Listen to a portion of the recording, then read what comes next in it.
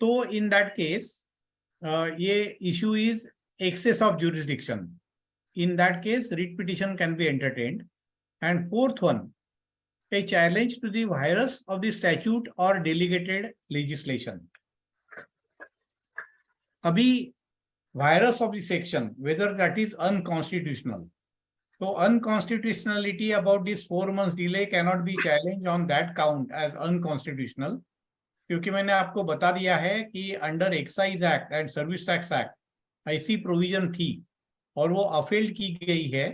ये जो मैंने ग्लैक्सोस्मिथ वगैरह जजमेंट आपको बताया, तो उसमें बता दिया गया है कि ultimately that is the legislative intent, so you can not challenge that one as saying that is unconstitutional. और दूसरी बात यह है कि हाईकोर्ट नाउअडेज इज एक्सप्रेसिंग कि वायरस चैलेंज करना ये आजकल फैशन हो गई है, इसीलिए जहां जहां alternate remedies available to file the appeal, वहां डायरेक्टली कोई इशू के लेके आर्टिकल 226 पे रिट पिटिशन करना is not so easy. And that is why अभी पहले वाला अपना जो टॉपिक था वो मेनली था, आज के दिन मेनली था रिगार्डिंग दैट 4 months से ऊपर का डिले जब होगा तो क्या करेंगे। अभी जो मैं इशू ले रहा हूं वो इशू ले रहा हूं कि जहां अदर प्रॉब्लम्स है जो डे इन डे आउट हम फेस करते हैं। एक एग्जांपल मैंने करके लिया हुआ है कि आईटीसी अवेल्ड रॉन्गली, मतलब आईजीएसटी पे करके इनपुट था, लेकिन आईटीसी लेते हुए इंस्टेड ऑफ आईजीएसटी सीजीएसटी और एसजीएसटी दिखा के इनपुट लिया गया। तो अब क्या होगा, जब क्रॉस वेरिफिकेशन होगा तो नेचुरली वो आईजीएसटी नहीं मिलेगा, वो क्योंकि आईजीएसटी का इनपुट हमने मांगा ही नहीं है और सीजीएसटी का मांगा हुआ है, तो वो कहीं मिलेगा नहीं। इसके लिए कोई सॉल्यूशन है क्या? जब आउटपुट टैक्स में अगर ये होता कि आईजीएसटी भरना था लेकिन सीजीएसटी भरा या वैसे वर्षा, तो सेक्शन 77 जो है सेंट्रल एक्ट का, देयर इज अ प्रोविजन कि ये there is a rectification can be, कि ये रेक्टिफिकेशन हो सकता है कि सीजीएसटी के बदले आप आईजीएसटी दिखाइए। लेकिन ऐसा प्रोविजन रिगार्डिंग अगर आईटीसी शो करने में गलती हुआ तो there is no such provision. ये इशू इंपॉर्टेंट है। तो इन सच केस आगे प्रॉब्लम ये आएगा कि अथॉरिटीज विल से कि 16(4) इज एप्लीकेबल, क्योंकि आईजीएसटी आपको था लेकिन आईजीएसटी तो आपने क्लेम किया ही नहीं, and that is why you are following in section 16(4), so you are out.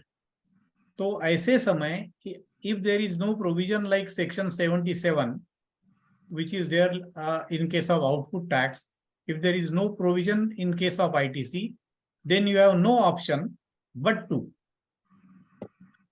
file the writ petition in such cases. Now there are certain dealers जिन्होंने क्या किया कि आउटपुट टैक्स का ट्रांजैक्शन था, सेल्स का ट्रांजैक्शन था, वह क्रेडिट नोट इश्यू की गई फॉर कैंसिलेशन ऑफ बिल्स और for goods return by the customer. लेकिन instead of giving effect to the credit note, इन्होंने दिखा दिया कि आईटीसी ज्यादा ले लिया। उनका कहना था कि ऑलरेडी अगर टैक्स कम भरना है तो आईटीसी लिया ज्यादा, जो उनको ठीक लगा उन्होंने कर दिया। एज एवरीवन नोज ये तो रॉन्ग है, जो आईटीसी नहीं है आपका टैक्स कम होना चाहिए था सेल साइड का आउटपुट टैक्स। तो ऐसे समय what to do in such case? Authorities तो इजीली मानने वाली है नहीं, बट इन दैट केस अगर ये क्रेडिट नोट रिवर्स की गई है with in the time granted, in this particular case next year के सितंबर का रिटर्न भरने से पहले, means with in time limit, ये GSTR 1 में ये reverse transaction means credit note amount दिखाया गया था रिगार्डिंग गुड्स रिटर्न। इसीलिए आज जो शो कॉज नोटिस आई है, क्या ऑर्डर पास हो गया बाद में, कि आपने आईटीसी क्लेम किया, that is wrong, so ITC we are not allowing which is used by you for paying output tax. तो as far as I am concerned, I am filing the appeal that ultimately whatever the mistake I have made, I have claimed ITC instead of reducing output tax. That is a revenue neutral effect, क्योंकि मेरा tax तो कम होने ही वाला था, तो इसीलिए गलती तो मैंने जरूर की, लेकिन गवर्नमेंट को टैक्स मैंने कम नहीं भरा, क्योंकि क्रेडिट नोट मीन्स रिवर्सल का ऑलरेडी पास किया गया था, तो that is why no demand should be created. So this is the case we must litigate. Then in 3B, less output tax was paid. दूसरा केस ऐसा है जो issue 3 मैंने लिखा है कि 3B में आउटवर्ड ट्रांजैक्शंस कम दिखाए थे ऑफ अराउंड 25 lakhs, लेकिन एट द सेम टाइम जब एनुअल रिटर्न भरा गया तो उसमें ये दिखाया था कि output tax was shown less in the 3B, लेकिन एनुअल रिटर्न में डिक्लेयर किया गया। उसमें ये भी दिखाया गया था एनुअल रिटर्न में कि आईटीसी भी regarding this years transactions was taken in the subsequent year. तो अगर ये आईटीसी इसी साल में देते हो तो ऑब्वियसली जितना आउटपुट टैक्स है उतना ही करीबन आईटीसी था जो नेक्स्ट ईयर में लिया गया, तो there would have been no demand. अभी सवाल यह है कि हाउ टू एक्सप्लेन, मैंने दोनों यहाँ क्वेश्चन मार्क किया है। In this case one has to literally work out the liability and put before the authority. मैंने, क्योंकि ये जो पर्टिकुलर इशू था कि आईटीसी सब्सिक्वेंट पीरियड में मैंने दिखा दिया, विच इज परमिटेड, आप रिवाइज रिटर्न करने देते नहीं हो, आप बोलते हो जो भी रिटर्न अगला वाला ओपन है वहां आप ये आईटीसी ले लो, मैंने ले लिया। इसीलिए मैंने 5 साल का ब्लॉक वर्किंग किया, हर एक एक रो में मैंने 1 साल के लिए यूज किया और दिखा दिया liability as per books of accounts, liability as per form 3B monthly return filed and as per annual return. जब देखा गया तो मेरा शॉर्ट पेमेंट कोई था ही नहीं, then why not to allow. So let us see what happens, but one must litigate कि रिटर्न में गलत से दिखाया इसलिए आपकी लायबिलिटी बनती नहीं है, that can not be enforced every time by the authorities, that one has to keep in mind.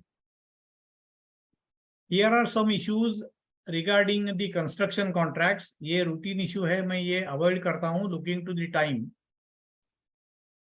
Main issue जो चल रहा है रिगार्डिंग डेवलपर्स, जहां जॉइंट डेवलपमेंट प्रोजेक्ट है वहां डेवलपर जो है कोई फ्लैट्स लैंडलॉर्ड को और कोई flats to the existing tenants free देता है, तो whether developer shall pay tax on the flats which are given free.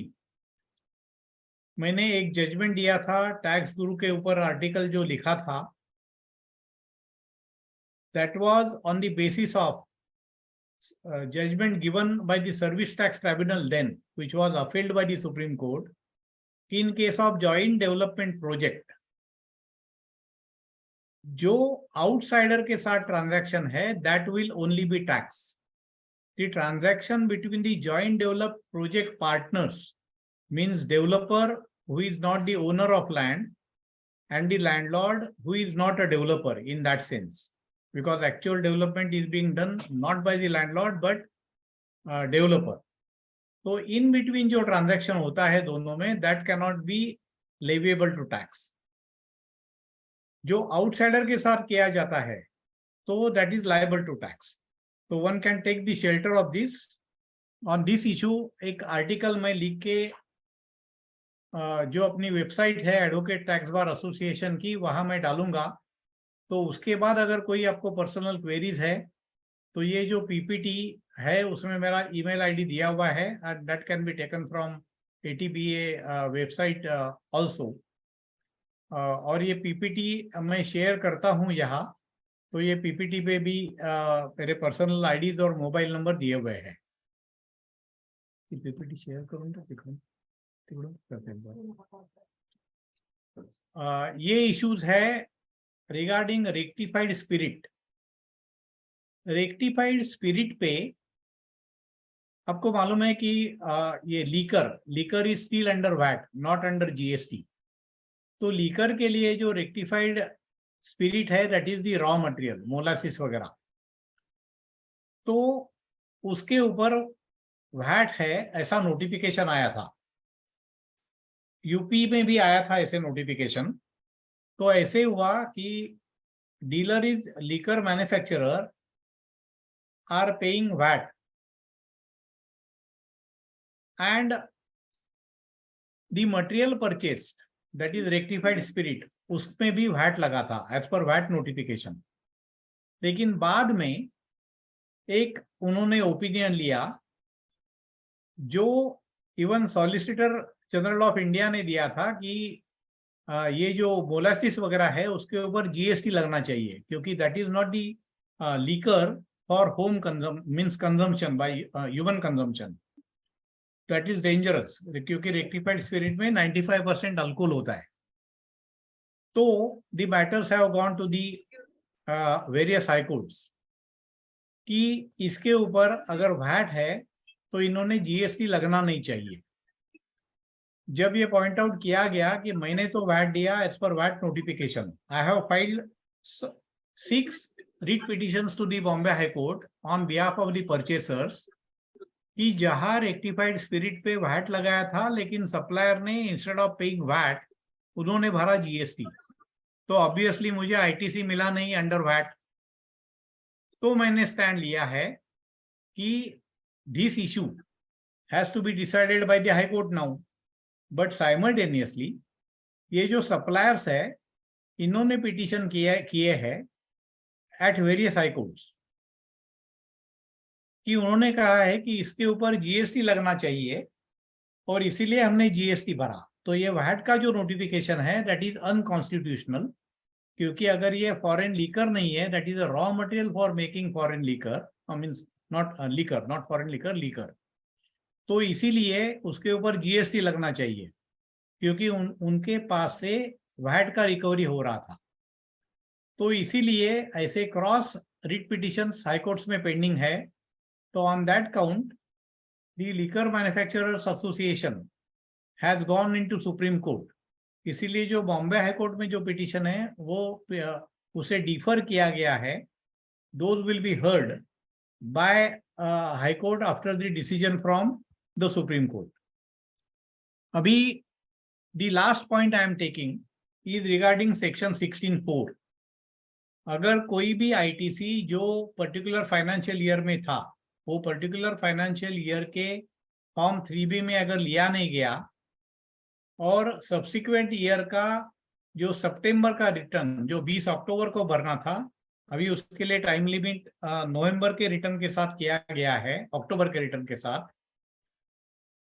तो अगर वो सब्सिक्वेंट ईयर के सितंबर या अक्टूबर जो भी टाइम लिमिट पर्टिकुलर पीरियड में था उसमें अगर वो लिया नहीं गया तो that ITC is gone, that is the decision, that is the provision under section 16(4).